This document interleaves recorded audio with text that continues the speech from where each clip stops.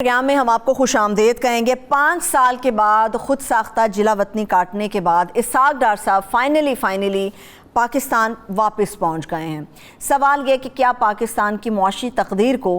بدل پائیں گے وہ، اس کے اوپر میں بات کروں گی۔ بھٹی صاحب، آپ نے پہلے سیگمنٹ میں کہا کہ ہم ڈار صاحب کو ڈسکس کر رہے ہوتے اور ان کے پیچھے بات کر رہے ہوتے، ان کے حوالے سے بات ہو رہی ہوتی، تو پیچھا تو ہم نے ابھی نہیں چھوڑا۔ ڈار صاحب فائنلی آ گئے ہیں، تو آپ کو لگتا ہے ملک کی معیشت اب تو سنبھل ہی جائے گی؟ دیکھیے، ابھی منیب بھائی کے پروگرام میں نے کہا تھا کہ ہماری اوقات، ہماری حیثیت، ہم یہ ملک ہے، پتہ نہیں ملک ہے آپ کا، ہم ہیں خواہ مخواہ اس خواہ مخواہ میں رہتے ہوئے ہماری اوقات حیثیت اتنی سی ہے کہ وہ وزیر اعظم کے طیارے میں گئے تھے، وزیر اعظم کے طیارے میں آ گئے۔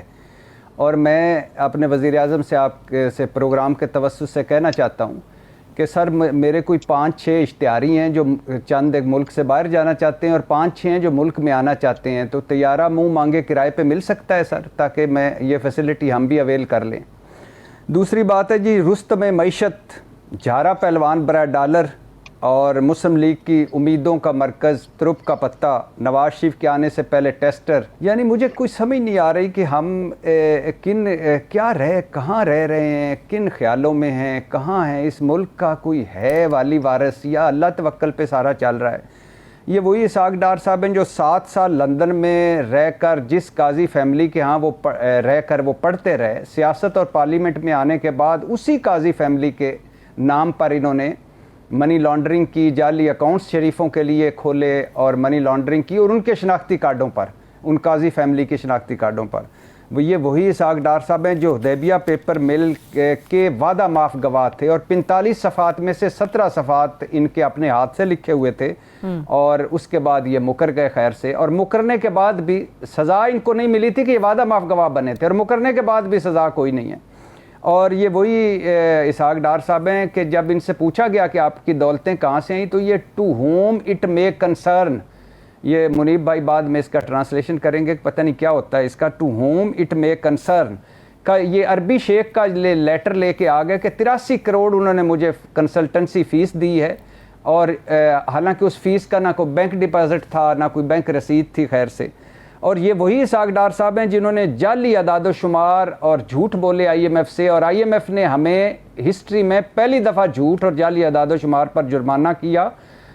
$5 ملین کا، اور وہ مشرف حکومت نے بھرا۔ اور یہ وہی اسحاق ڈار صاحب ہیں جنہوں نے ایک دن ہمیں بتایا قومی اسمبلی میں کہ 200 ارب ڈالر پڑے ہوئے ہیں پاکستانیوں کے سوئس بینکوں میں،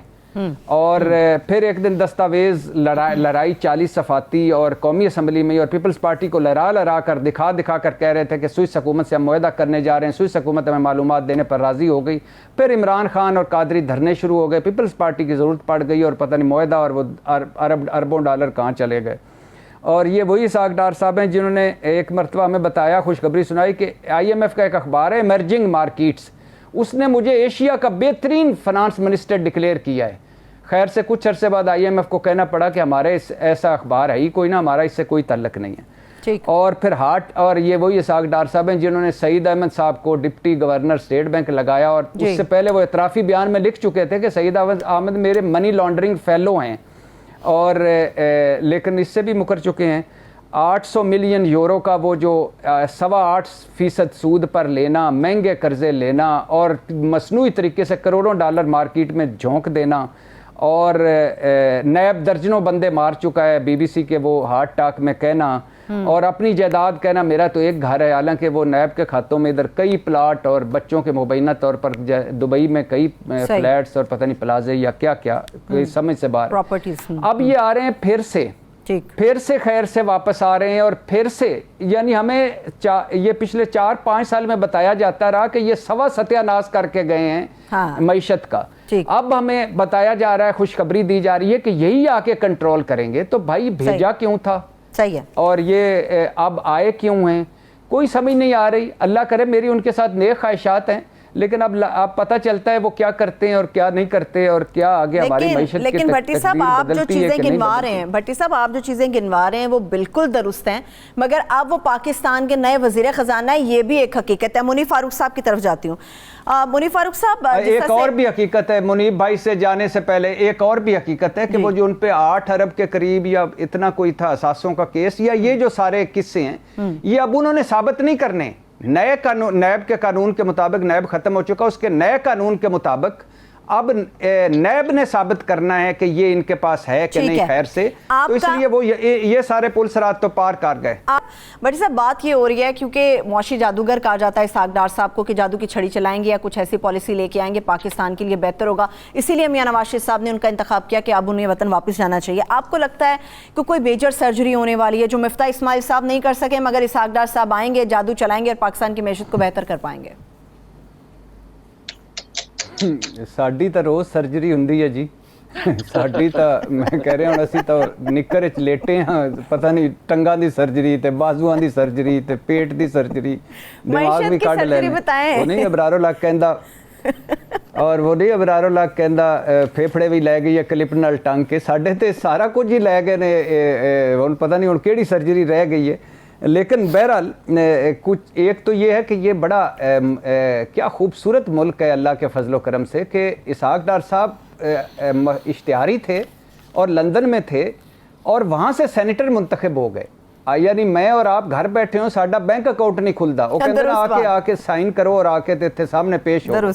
وہ لندن ہی سینیٹر منتخب ہو گئے۔ اور پھر سینٹ نے ایوان بالا نے، ہمارے ایوان بالا نے کمال تدبر صبر سے ان کو موقع دیا کہ سارے کام نپٹائیں، بیماری ختم کریں، حالات بدلیں، تشریف لائیں اور آ کے حلف اٹھائیں۔ اور پھر آج صادق سنجانی صاحب نے فرمایا حلف لینے میں آ جائیں جی، کوئی مشکل نہیں، آ کے حلف لے لیں۔ پھر اس کے بعد عدالت نے بھی کمال مہربانی کی اور ان کے وارنٹ دائمی وہ گرفتاری کے وارنٹ معطل کر دیے۔ تو اب بات یہ اسحاق ڈار صاحب کے پاس سب سے بڑے کیا پلسرات ہیں؟ سب سے بڑے پلسرات ان کا اخلاقی جو جواز ہے، اور اخلاقی جواز ان کا ہے کہ وہ والے پہلے والے اسحاق ڈار صاحب نہیں، اب وہ 5.5 سال کی خود ساختہ جلا وطنی اور کیسز کے ساتھ تشریف لائے ہیں۔ دوسرا ہے سیاسی عدم استحکام، جس طرح عمران خان سارا ان کو اپنے ان کے گڑھ اور لاہور میں ہرا چکا ہے، اور جس طرح عمران خان صاحب نے ایک مومنٹم کیا ہوا ہے اس میں وہ یہ کتنا کر سکتے ہیں۔ تیسرا ہے بے تحاشا قرضے، اور قرضے بھی ایسے کہ جن کا سود بھی ہم نہیں ادا کر سکتے۔ چوتھا ہے وہ ہمارے زر مبادلہ انتہائی کم، یعنی 8.5 ارب ڈالر پڑے ہوئے، وہ بھی دوستوں کے مانگے تانگے ہوئے۔ اور پانچواں ہے مہنگائی، بجلی ہو جائے، گیس ہو جائے، پٹرول ہو جائے، بے روزگاری ہو جائے، غربت ہو جائے۔ چھٹا ہے جی سیلابی تباہی، جو تباہ حال ہو، 4 کروڑ لوگ بے گھر ہو چکے ہیں اور ان کے فصلیں تباہ ہو چکی ہیں، اور اس کے بعد ان کے مویشی ختم ہو چکے ہیں، اور اس کے بعد ان کے گھر سارا کچھ وہ سڑکوں پہ بیٹھے ہوئے ہیں، اور 30 سے 40 ارب ڈالر کا نقصان ہے۔ اور اس کے بعد ہے جی عالمی دنیا میں پاکستان کا امیج، کشکولستان، اور وہ پہلے والے حالات نہیں رہے کہ جہاں آپ جمع تفریق کر کے کچھ لے آتے تھے۔ اس کے بعد ہے جی کہ آگے جا کے سردیاں، اور سردیوں میں غذائی قلت، یہ جو ہماری کپاس کی فصل تباہ ہو گئی، گندم کی بربادی پھر گئی، یا چاول کی، یا باقی سارا جو تھا،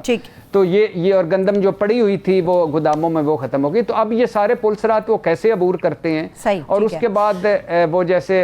مسلم پی ڈی ایم حکومت نے ابھی ان کے بڑے ایجنڈے رہ گئے، نومبر تقرری ہے، اس کے بعد عمران خان کو نائل کروانا ہے، جیل بھجوانا ہے، اس کے بعد پنجاب حکومت لینی ہے، اس کے بعد نواز شریف صاحب کی واپسی، اس کے بعد ان کے کیسز ختم کرانے ہیں، اس کے بعد کارکردگی بھی ان کی بہتر ہو